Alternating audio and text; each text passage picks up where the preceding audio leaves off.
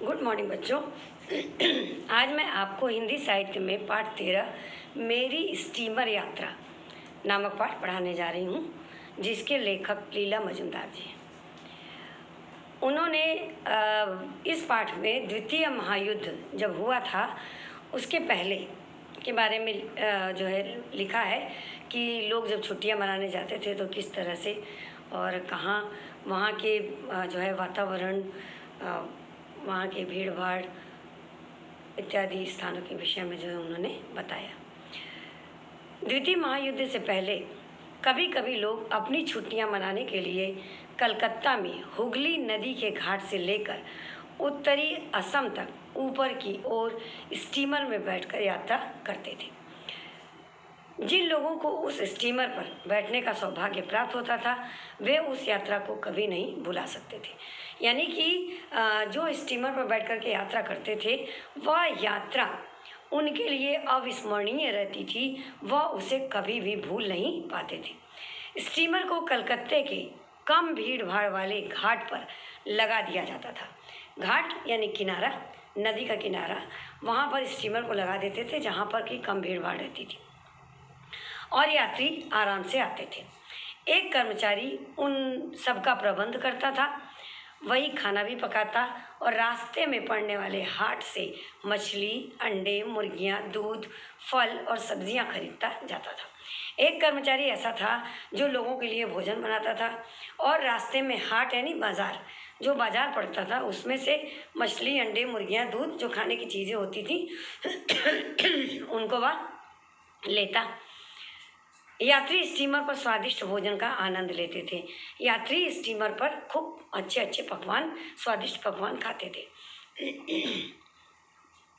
यह यात्रा बड़ी सुखद होती थी।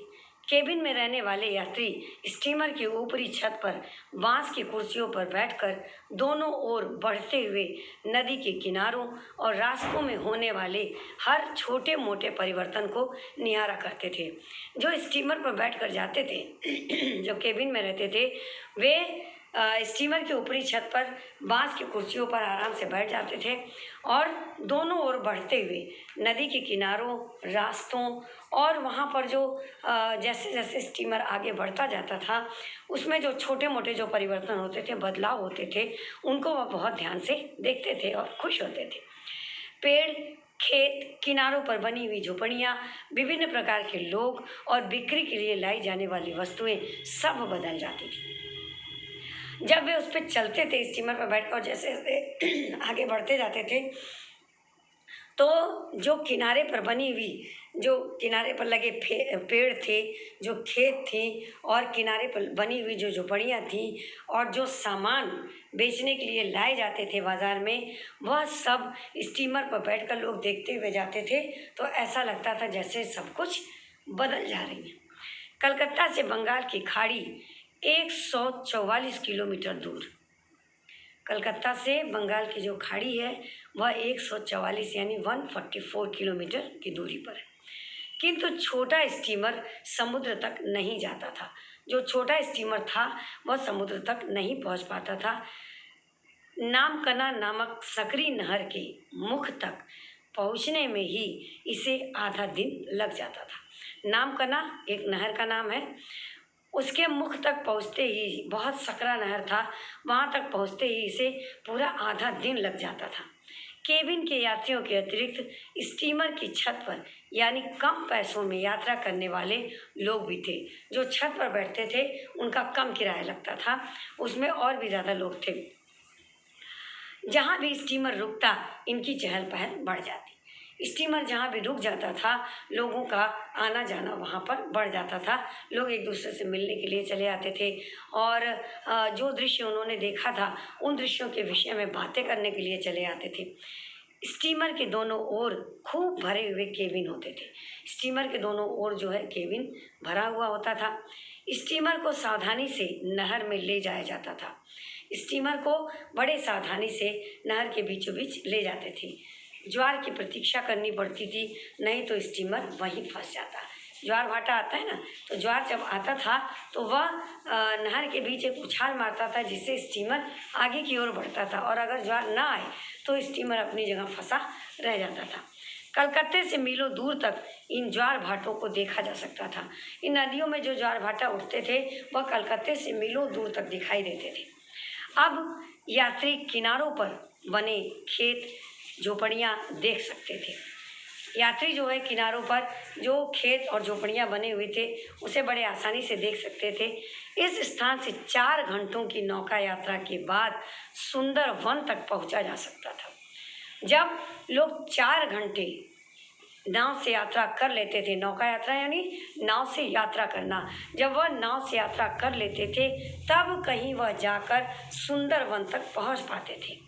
कभी कभी उन्हीं यात्रा के दौरान यात्रियों को लंगूर, हिरन, धूप सेकते मगरमच्छ व पानी पीते भयानक शेर भी दिखाई देते थे।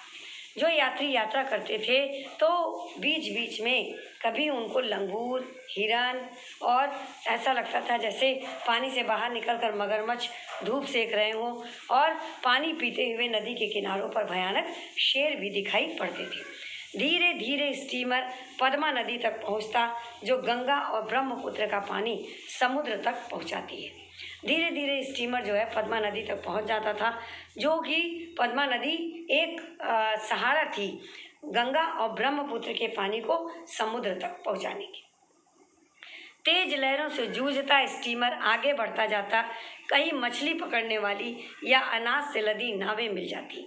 तेज जब स्टीमर चलती और लहरों से तेज जूझते हुए स्टीमर आगे पीछे धक्का खाते, स्टीमर जो है वह आगे बढ़ता हुआ चला जाता था और कहीं कहीं लोग मछली पकड़ने वाले या अनाज से लदी नावें भी रास्ते में मिल जाती थी। किनारों पर स्नान के लिए पक्के घाट होते थे।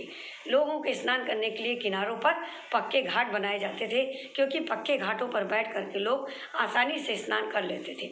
अगर कच्चे घाटों पर तो लोग फिसल जाते, इसलिए पक्के घाट जो है वह नहाने के लिए बनाए गए थे। इस धारा को यहाँ पर मधुमती अर्थात शहद की धारा कहते हैं।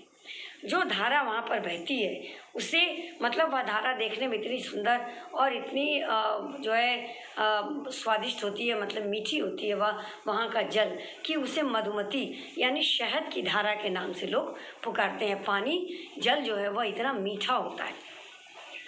2 दिन बाद स्टीमर बरीसाल नामक बंदरगाह पहुँचता था। जब 2 दिन बीत जाते थे तब स्टीमर जो है बरीसाल नाम का एक बंदरगाह था जहाँ पर लोग जाकर के रुकते थे, वह वहाँ पर पहुँचता था।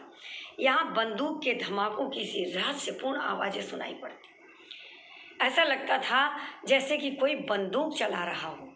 उसकी धाएँ धाएँ की आवाज़ जो है लोगों को वह बहुत रहस्यात्मक आवाज़ होती थी। यह नहीं समझ में आता था कि यह आवाज़ कहाँ से आ रही है। ऐसी आवाज़ सुनाई देती थी। शायद इन आवाज़ों का संबंध समुद्री धाराओं और ज्वार भाटे से है। ऐसा लगता था कि जैसे यह जो आवाज़ आ रही है बंदूक की, यह बंदूक की आवाज़ नहीं होती थी। होती किस चीज़ की असलियत में यह आवाज़ थी? यह ज्वार भाटा। इतनी तीव्र गति से ज्वार भाटा उठता था, इतनी तेज आवाज़ इसमें होती थी कि वह जो है इन आवाज़ों का संबंध समुद्री धाराओं के ज्वार भाटे से होता था। धीरे धीरे नदी का रूप बदलता गया। बालू की जगह मिट्टी के उबड़ खाबड़ किनारे मिले। धीरे धीरे जो है नदी का रूप बदलता जाता था। जहाँ बालू होनी चाहिए थी, अब बालू के स्थान पर जगह जगह पर मिट्टी के उबड़ खाबड़ किनारे मिलने लगे थे। कुछ आगे जाकर छोटे छोटे हरे भरे बाग दिखाई देने लगे थे। और जब लोग कुछ आगे पहुँचे तो वहाँ पर छोटे छोटे बगीचे, बड़े हरे भरे, बड़े सुंदर लुभावने, प्राकृतिक मनोरम से परिपूर्ण ऐसे बाग जो है दिखाई देने लगते थे। यहाँ पीले केलों से लदे वृक्ष थे, केले के वृक्ष, जिसमें पीले पीले केले, पके हुए केले दिखाई देते थे। रुपहली बालू और सफ़ेद या रंग बिरंगी पालों वाली नावों पर सूर्य की किरणें चमकती थी। रुपहली बालू मतलब जब उस पर सूर्य की किरणें गिरती थी, है ना, तो ऐसा लगता था कि जैसे बालू सफ़ेद या पीले, उसमें जो है बालू चमक रही है। जब उस पर सूर्य की किरणें पड़नी शुरू हो जाती थी तो बालू में एक अजीब सी आभा, एक अजीब सी चमक जो है बालू में दिखाई पड़ती थी। स्टीमर चिलमड़ी नामक एक छोटे से स्थान से होकर गुजरता था। जो स्टीमर थी वह चिलमड़ी नामक एक छोटी सी जगह थी, वहाँ से होकर वह गुजरता था। एक समय यह स्थान पीतल की चीज़ों के लिए प्रसिद्ध था। यहाँ से नदी फिर सक्रिय हो जाती है और बालू के लंबे और पतले किनारे दिखाई देते हैं। स्टीमर चिलमड़ी नामक एक छोटे से स्थान से होकर गुजरता था और एक समय, बहुत समय पहले, यह स्थान जो है पीतल की चीज़ों के लिए प्रसिद्ध था। यहाँ से नदी जो है वह फिर सक्रिय हो जाती थी। यहाँ से नदी फिर सक्रिय हो जाती थी और बालू के किनारे जो है वह लंबे और पतले दिखाई देने लगते थे। अब यात्रियों का जहाज जो है वह जटरापुर पहुंचा। यहाँ से असम की सीमा का आरंभ दिखाई देता है। जब जटरापुर जहाज पहुंचता है तो वहाँ से ऐसा लगता है कि अब असम की सीमा जो है वह शुरू होने वाली है।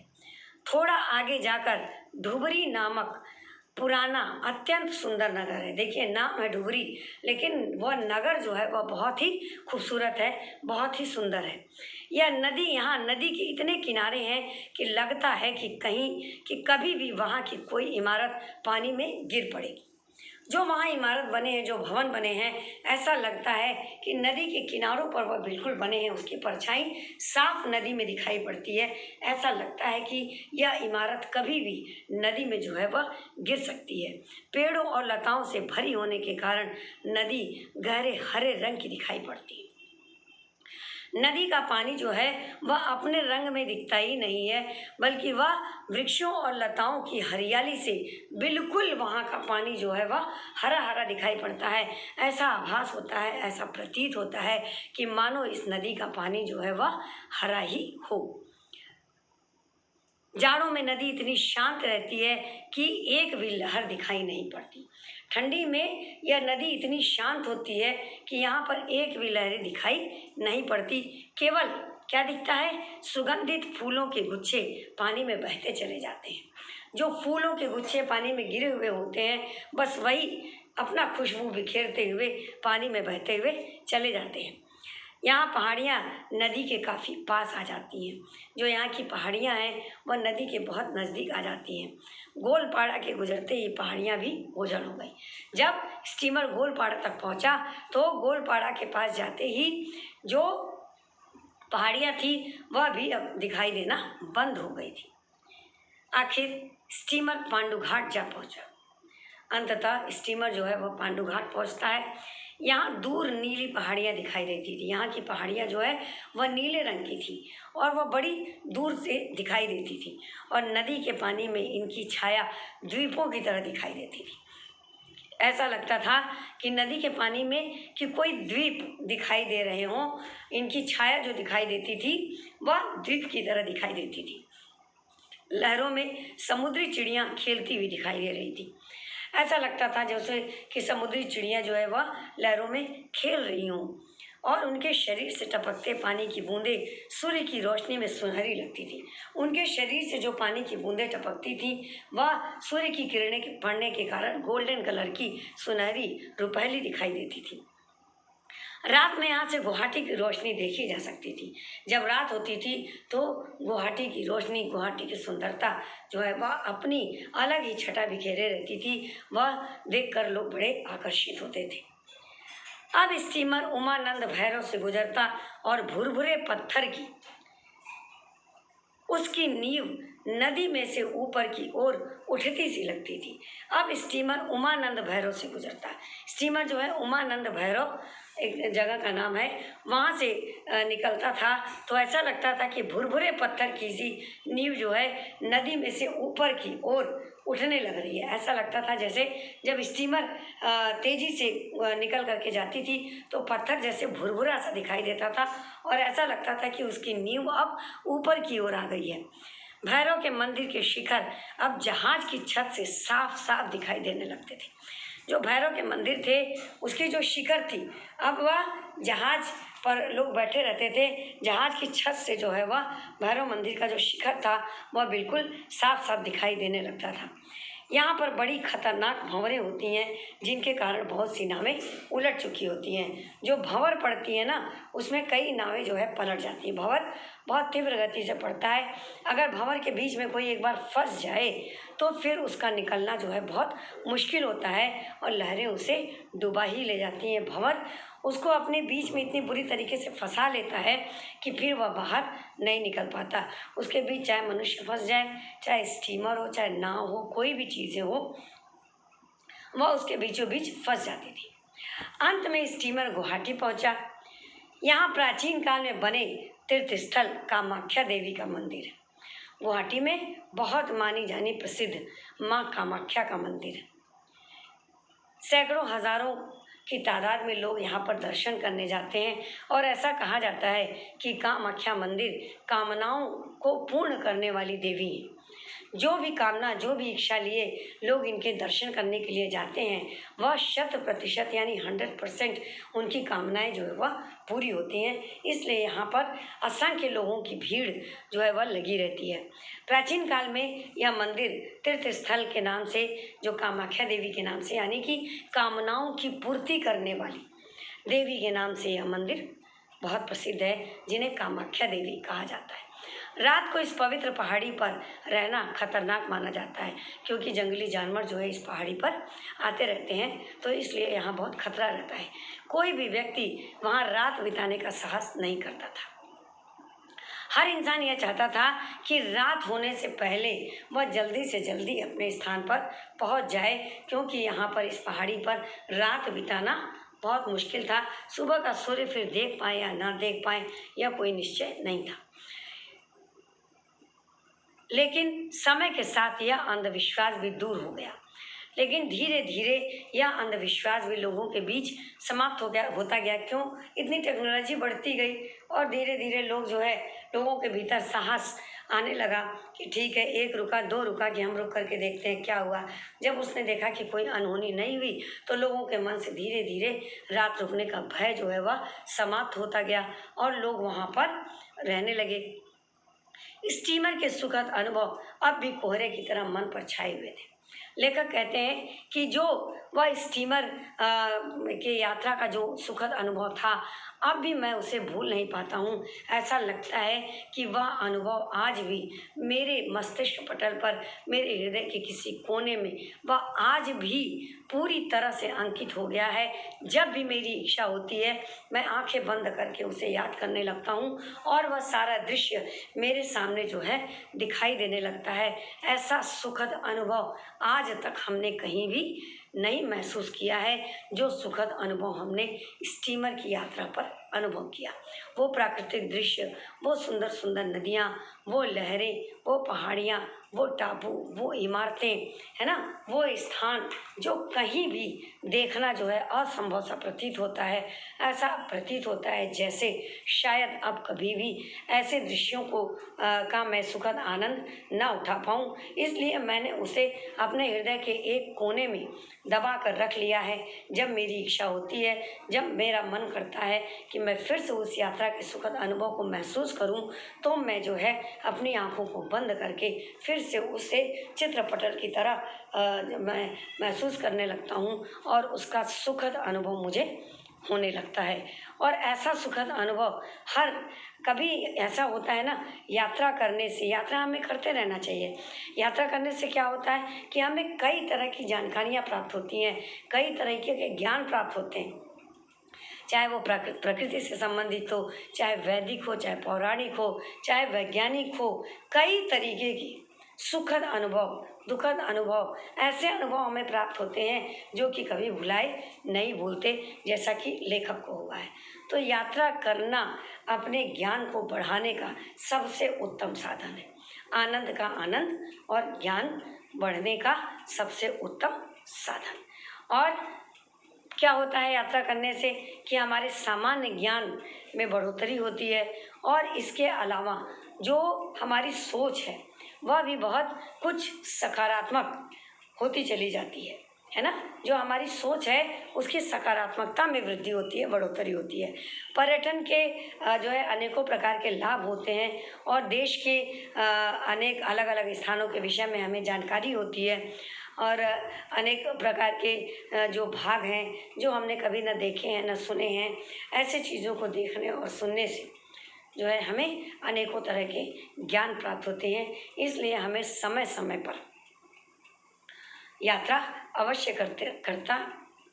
करना चाहिए और यात्रा करते करते हमें उसके मुख्य चीज़ों के बारे में जानकारी जो है अवश्य प्राप्त करनी चाहिए, जैसा कि लेखक लीला मजूमदार ने अपने स्टीमर यात्रा से अपने अनुभव को और भी बढ़ाया है। धन्यवाद।